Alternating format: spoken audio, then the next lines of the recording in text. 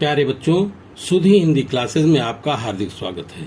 कक्षा 11 हिंदी विषय में आज हम सब सूरदास द्वारा रचित भ्रमर गीत के बारे में पढ़ेंगे। यदि आप चैनल पर पहली बार आए हैं तो सब्सक्राइब जरूर कर लें और अपने दोस्तों को ज्यादा से ज्यादा शेयर करें और वीडियो अच्छा लगे तो लाइक करें। यह है भ्रमर गीत। भ्रमर गीत साहित्य में उद्धव गोपी संवाद को भ्रमर गीत के नाम से जाना जाता है। सूरसागर के भ्रमर गीत प्रसंग में एक ओर तो गोपियों की विरह विकलता व्यंजित हुई है, दूसरी ओर गोपियों ने उद्धव को जली कटी सुनाकर उनकी बोलती बंद कर दी है। भ्रमर गीत में ज्ञान और योग का खंडन तथा प्रेम और भक्ति का समर्थन किया गया है। पहला पद है, उधो मोहि ब्रज बिसरत नाही, हंस सुता की सुंदर कगरी, अरु गुंजन की छाही, वै सुरभि वै वच्छ दोहनी, खरिक दुहावन जाही, ग्वाल बाल मिल करत कुलाहल, नाचत गहि गहि बाही, यह सुन मथुरा कंचन की नगरी, मन मुक्ताहन जाही, जबहि सुरत आवति वा सुख की, जीवम गत तन नाही, अनगन भांति करी बहुलीला, जसुदानंद निबाही, सूरदास प्रभु रहे मौन होए, या कहीं कहीं पछताही। यह भ्रमर गीत का पहला पद है।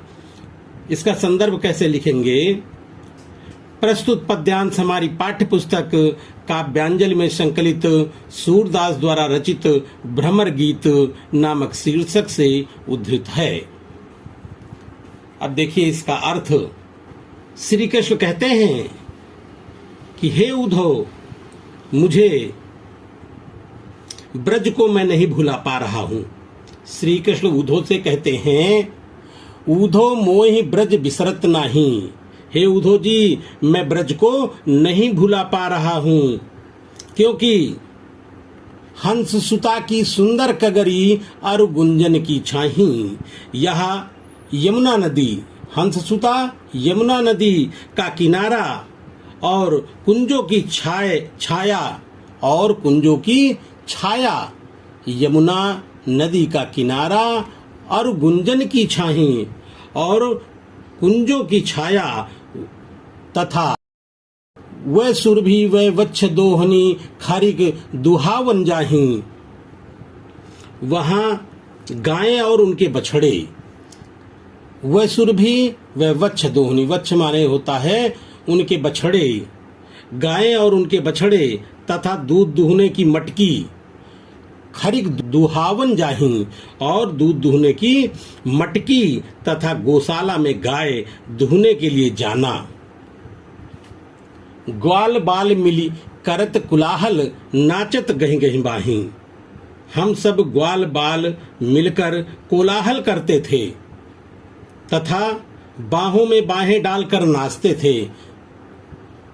यह मथुरा कंचन की नगरी, जबकि यह मथुरा नगरी सोने की है, मड़ियों तथा मोतियों की कोई कमी नहीं है। यह मथुरा कंचन की नगरी, मन मुक्ताहल जाही। यहाँ पर मड़ियों तथा मोतियों की कमी नहीं है, लेकिन जब सूरत आवत व सुख की, जब भी, लेकिन जब वह सुख याद आता है तब हृदय में उमड़ने लगता है। हृदय मेरा उमड़ने लगता है कि ब्रज की याद जब भी आती है तो मेरा हृदय उमड़ने लगता है। अनगन भांति करी बहुलीला, ब्रज में मैंने अनेक लीलाएं की हैं। जसुदानंद निबाही, और माता यशोदा और नंद बाबा मेरी सभी शरारतों को हंसते हंसते सहन किया है। सूरदास प्रभु रहे मौन हुए। सूरदास जी कहते हैं कि यह कहकर श्री कृष्ण चुप हो गए और पश्चाताप का अनुभव करने लगे। यह कहीं कहीं पछताही, और यह कहकर के पश्चाताप का अनुभव करने लगे। इस पद का अर्थ है कि श्री कृष्ण उद्धव से कहते हैं श्री कृष्ण उद्धव से कहते हैं कि मैं ब्रज को नहीं भुला पा रहा हूं, क्योंकि यह यमुना का सुंदर किनारा और गुंजों की छाया, वहां की गायें और उनके बछड़े, वहां की गायें और उनके बछड़े तथा दूध दुहने की मटकी और गौशाला में गाय दुहने के लिए जाना मुझसे नहीं भुला मैं पाता हूं। और हम सब ग्वाल बाल मिलकर बाहों में बांह डालकर जो नाचते थे। यह मथुरा कंचन की नगरी, ये मथुरा सोने की नगरी है, मणि तथा मोतियों की कोई कमी नहीं है। लेकिन जब ब्रज की याद आती है तो हृदय उमड़ने लगता है। ब्रज में मैंने अनेक लीलाएं की हैं, अनगन भांति करी बहुलीला। मैंने ब्रज में अनेक लीलाएं की हैं तथा माता यशोदा और नंद बाबा मेरी समस्त शरारतों को हंसते हंसते सहन किया है। सूरदास जी कहते हैं कि यह कहकर श्री कृष्ण चुप हो गए और पश्चाताप का अनुभव करने लगे।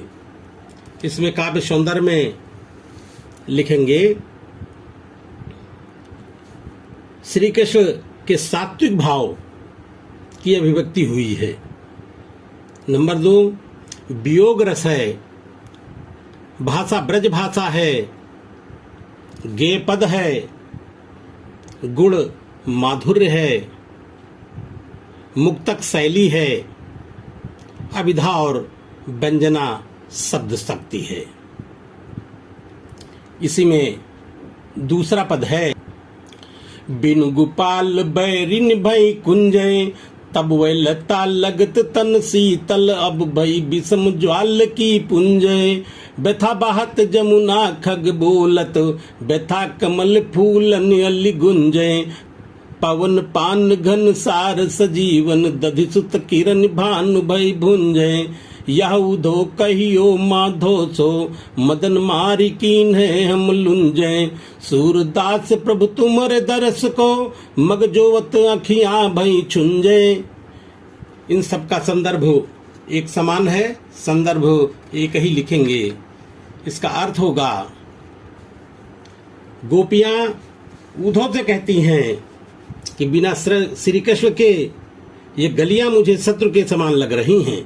बिन गोपाल बैरिन भई कुंजय, कुंजय माने होता है ये जो ब्रज की गलियां हैं, श्री कृष्ण के बिना हम लोगों को शत्रु के समान लग रही हैं। तब वह लता लगती तन शीतल, अब वही विषम ज्वाल की पुंजय। जब हम सब श्री कृष्ण के साथ रहते थे तब ये लताएं शरीर को शीतलता प्रदान करती थी, लेकिन अब श्री कृष्ण के बिना ये लताएं आग के पुंज के समान लग रही हैं। व्यथा बहत जमुना खग बोलत, अब यमुना नदी व्यर्थ में बहती है। व्यथा बहत जमुना, जमुना नदी बेकार में बहती है। पक्षी व्यर्थ में बोलते हैं, खग बोलत, पक्षी भी व्यर्थ में बोलते हैं। व्यथा कमल फूलन अली गुंजय, कमल बेकार में खिलते हैं और भ्रमरे व्यर्थ में गुंजार करते हैं। अर्थात जब श्री कृष्ण के साथ रहते थे तब सब कुछ अच्छा लगता था। अब श्री कृष्ण के वियोग में हम लोगों को कुछ अच्छा नहीं लग रहा है। पवन पान घन सार सजीवन, दधि सुत किरण भानु भई भुंजय। पवन का अर्थ होता वायु, पान, पान का अर्थ होता है जल, घनसार का अर्थ होता है कपूर, संजीवन का अर्थ होता है संजीवनी बूटी। तो इसका अर्थ होगा वायु, जल, कपूर और संजीवनी बूटी और चंद्रमा की शीतल किरणें। दधिश्रुत, दधिश्रुत का अर्थ होता है चंद्रमा की किरणें। अब चंद्रमा की किरणें अब हम सबको सूर्य की किरणों के समान जला रही हैं। यह उधो कहियो माधो से, गोपियां कहती हैं कि हे उद्धव जी, उन माधव से अर्थात श्री कृष्ण से ये कह देना कि मदन मारी कीन है हम लुंजे। मदन का अर्थ होता है कामदेव। हम लोगों को मार मार करके लुंज पुंज कर दिया है, लुंज कर दिया है।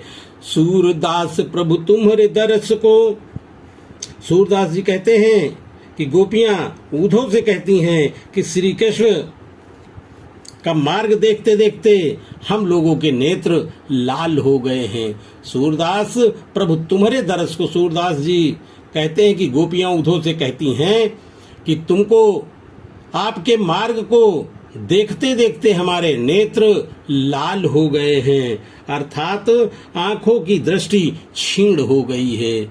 मग जोवत अखिया भई छुंजे, आपके मार्ग को देखते देखते हम लोगों की दृष्टि क्षीण हो गई है।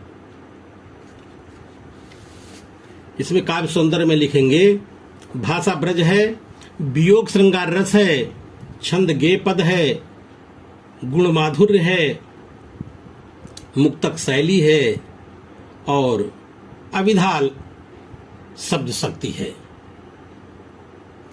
इसका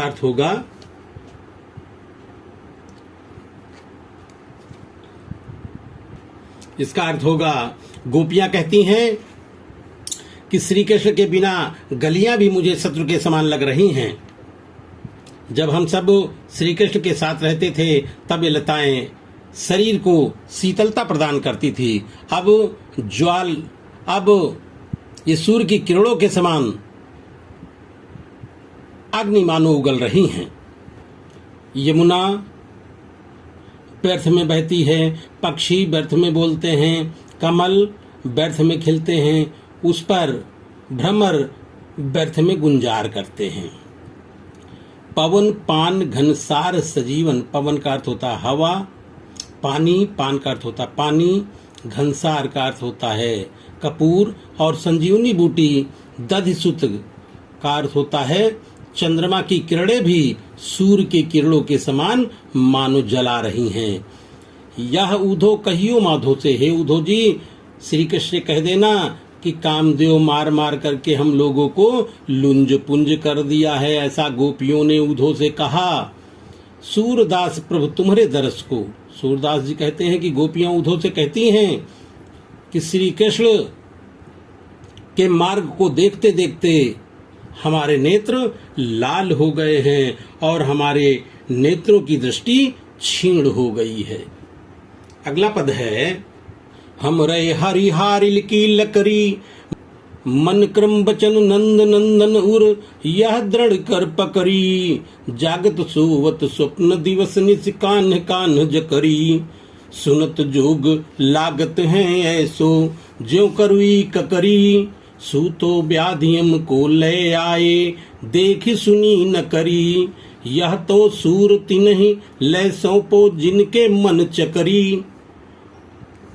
गोपियां उद्धव से कहती हैं कि हमारे हरिहारिल की लकड़ी, गोपियां उद्धव से कहती हैं कि श्री कृष्ण हम लोगों के लिए हरिल पक्षी की लकड़ी के समान हैं। जैसे हरिल पक्षी हमेशा लकड़ी को अपने पंजों में दबाए रहता है, उसी प्रकार हम लोगों ने अपने श्री कृष्ण को अपने हृदय में बसा लिया हूं। मैंने बसा लिया है। कैसे बसा लिया है? हम लोग श्री कृष्ण को उसी प्रकार नहीं छोड़ सकती हैं। हम लोगों ने मन क्रम बचन नंद नंदन उर यह दृढ़ कर पकड़ी। हम लोग श्री कृष्ण को उसी प्रकार नहीं छोड़ सकती हूँ। मन से, कर्म से, वचन से हम लोगों के हृदय में श्री कृष्ण बसे हुए हैं। मन क्रम वचन, मन में, कर्म में, वचन में, नंद नंदन, नंद का जो नंदन श्री अर्थात श्री कृष्ण हैं, उन उर अर्थात मैंने अपने हृदय में यह दृढ़ करी पकड़ी, यह दृढ़ करके मैंने उन्हें पकड़ रखा है, जकड़ रखा है, अर्थात अपने हृदय में बसा लिया है। उनको जागत सोवत स्वप्न दिवस निस कान्ह कान्ह जकरी, जागते समय, सोते समय, स्वप्न में, दिन में, रात्रि में हम लोग कन्हैया कन्हैया पुकारा करती हूँ। सुनत जोग लागत है ऐसो ज्यों करुई ककरी। यह योग का संदेशा कड़ुई ककड़ी के समान लग रहा है। गोपियां उद्धव से कहती हैं कि हे उद्धव जी, यह योग का संदेशा हम लोगों को कड़ुई ककड़ी के समान लग रहा है। सूतो व्याधि हमको ले आए। यह न जाने कौन सी बीमारी तुम हम लोगों के पास लेकर चले आए हो।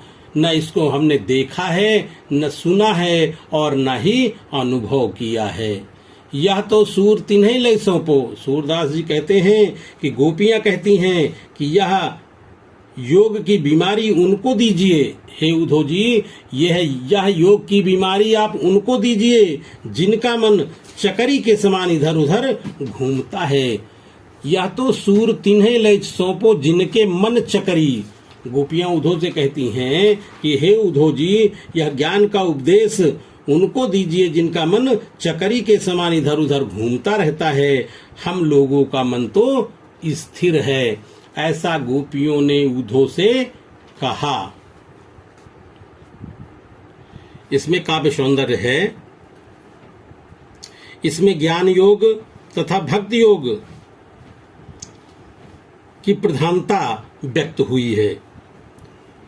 वियोग श्रृंगार रस है, ब्रज भाषा है, मुक्तक शैली है, गेय पद है, माधुर्य गुण है, शब्द शक्ति लक्षणा है।